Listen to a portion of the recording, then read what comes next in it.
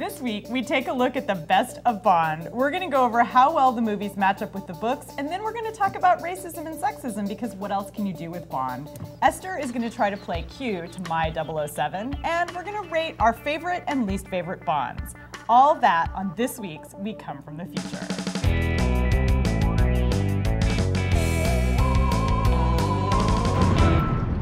This episode of We Come From the Future is brought to you by The Ben Heck Show. Hello, and welcome to We Come From the Future, the show where we like everything shaken, not stirred, and we know that the future has the ultimate license to kill. I'm Annalee Newitz. And I'm Esther and Annalee. Today we are bonding as much as we possibly can. And what better way to do it than to get a double dose of Bond, the movies and the books. Now, I like the 1958 novel Dr. No. It was the first Sean Connery Bond movie. And the movie was actually less campy than the novel. I mean, in the novel, he gets captured by a madman on a tropical island, and they put him through like an obstacle course, and then at the end, he fights a giant squid. Oh, now, a giant squid? Yes. They just dump him into a pond with a giant squid, and I don't actually know how you fight a giant squid. I have to say, I just saw the new Bond movie last night. Clearly, the squid has like the reach. Yeah, right? yeah. The squid the is new going Bond to win. Movie, yes. The new Bond movie also has a monster fight. I'm not going to give spoilers, but there is man against animal. So. Excellent. One of the other books I liked was The Spy Who Loved Me, which is completely different the movie and the book, because the book is just lady at a hotel, gangsters come up, they fight, James Bond kills everyone, sleeps with the lady, off into the night. And then the movie, they have to like add another spy because every James Bond movie is The Spy Who Loved Me. So it's like a Russian agent and he killed her boyfriend and there's like a moon capsule at the end in the ocean. I don't even know. I think a moon capsule is important to any Bond movie. I mean, that was why Moonraker was such a great movie. I haven't read the book, but like there's space, there's actually like, there is literally a scene where they go pew, pew, pew, pew, pew in space. And, you know, that's kind of great. The other thing that, you know, we all think about with Bond movies and books as well is the amazing amounts of sexism and racism, which it's kind of hilarious. I was looking at some of the Wikipedia entries on these books and movies, and at a certain point in the entry, people will get very solemn and say like, and great critics have pointed out that racism was common in the 1950s when these books were written. It's like, but these movies were made in the 70s. Like, for example, Live and Let Die, which is all about like evil black people in New York and Jamaica and a bunch of other places who are, you know, named things like Mr. Big. And then there's You Only Live Twice, where there's like the evil Japanese characters and ninjas that are horrible and terrible. And the movie versions are even more kind of campy and crazy than the books. So yeah, and the movie version doesn't like it of the voodoo one. Yes. Isn't there like a virgin voodoo priestess? And he's like, pick a tarot card, because I guess that's voodoo. And she's like a fortune teller, solitaire. Yeah. And she like picks the lovers and he's like, you knew that you would pick that. and then they have sex, right? And then he like lets the cards fall and they're all the lovers. And we're supposed to be like, oh, Bond, you scamp. You used the lady's religion to have sex with her. So do you think that Bond is actually sexist or just horny? Like, what's the question? I mean, that is the question, really. Like, kind of depends on the Bond, doesn't it? It's true. I think Bond himself is kind of too busy trying to sleep with ladies to even engage with sexism yet. So he's sort of pre-sexist. It's almost like, well, I guess that is kind of the definition of sexism. Lady, can I have sex with her? Awesome. Yeah, and that's kind of it. He's still doing it. Like in the new film, he's like right back on track to just, are you a lady? Well, we will have sex, and then we'll get down to business. Although I have to say, and this is not really spoilers, there's a little bit of boy-on-boy excitement as well. So it's evening out. We're kind of entering the new age. So it's getting a little bit. It's getting more experimental. And speaking of getting experimental, we're going to take a look at Esther's attempt at being Q in this week's Esther Gets Experimental.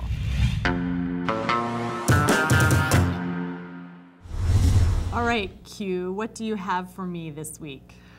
Well, if you recall, in a couple episodes ago, we made an explosion in a bottle. I do. Yes, and one kind commenter mentioned that you could turn that into a pretty nifty flamethrower.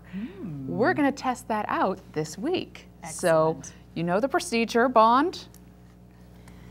Oh, Q, you always come up with such crazy ideas. And who would expect the person with the water bottle? Nobody would suspect. Not at all. So what we're going to do is we're shaking this up now. Yep, we're shaking it around and we're letting the rubbing alcohol coat the inside of the bottle. Use a little more. Whatever you say, Q. So, and what we're going to do is spread relatively little alcohol out over a large surface area, and it's all going to be evaporating from the sides all at once, which means a lot of alcohol fumes coming up right through the neck of the bottle. Very clever. I'm just going to pour out the excess here. So now we must defeat the bad guy, who we call Dr. Hipster Beard. I think we can all get behind the destruction of Dr. Hipster Beard. He's trying to take over the world by forcing men to wear porn mustaches. And a terrible plague. Do you expect us to talk? No, Mr. Bond. I expect you to die. Oh, I don't think so. Whoa! Okay. Well, it didn't actually light on fire. He's tougher than he looks, but I certainly wouldn't enjoy that. That was awesome. I am going to use this as my personal protection device all the time. I don't know why people don't use them now. I mean, they come in a really stylish and subtle carrying case. They're easy to rig up. They're perfect for every day. So I highly recommend them. And on that note, a word from our sponsor.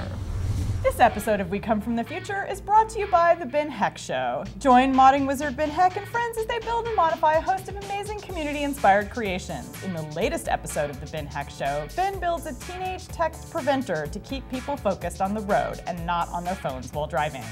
And don't forget to go to element14.com/TBHS to find out how you can enter to win the latest builds from Ben's show. So be sure to watch new episodes of The Ben Heck Show each week right here at revision3.com/TBHS.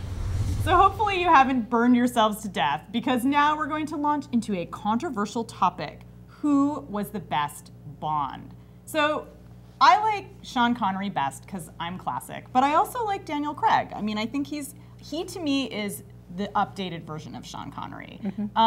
My first Bond was Roger Moore, which seriously almost made me never really watch the series. Like when I was a kid, I saw it and I was like, who is this Did you see the one where he was in clown makeup? Because that would do it. Yes. I think actually maybe Moonraker was my first one, but it should have been good, but I couldn't get into the Roger Moore thing. Okay, so you give us your definitive list. Okay, my definitive list is number 1, Daniel Craig. Number one? Number 1. All right. I just like him best. No, I respect that. Number 2, Timothy Dalton, because that was my first Bond in The Living Daylights, just tobogganing down a hill in a cello case. I just liked it. What can I say? And then I've got Sean Connery as third. Now, Sean Connery is, I'm sure, a lovely man, and I definitely wouldn't cast Daniel Craig and Darby O'Gill in Little People, but I never saw what was such a big deal about his Bond. He did great, but I think really, Sean Connery's destiny was Zardoz. And that was kind of the peak of his career. And then if you haven't seen that, or Highlander, really, you just can't quite appreciate the magnificence of Sean Connery. Well, I have a feeling that some people might disagree with me, or Annalee. So I welcome your, no doubt, respectful disagreement. And we can all settle this with cyanide pills later.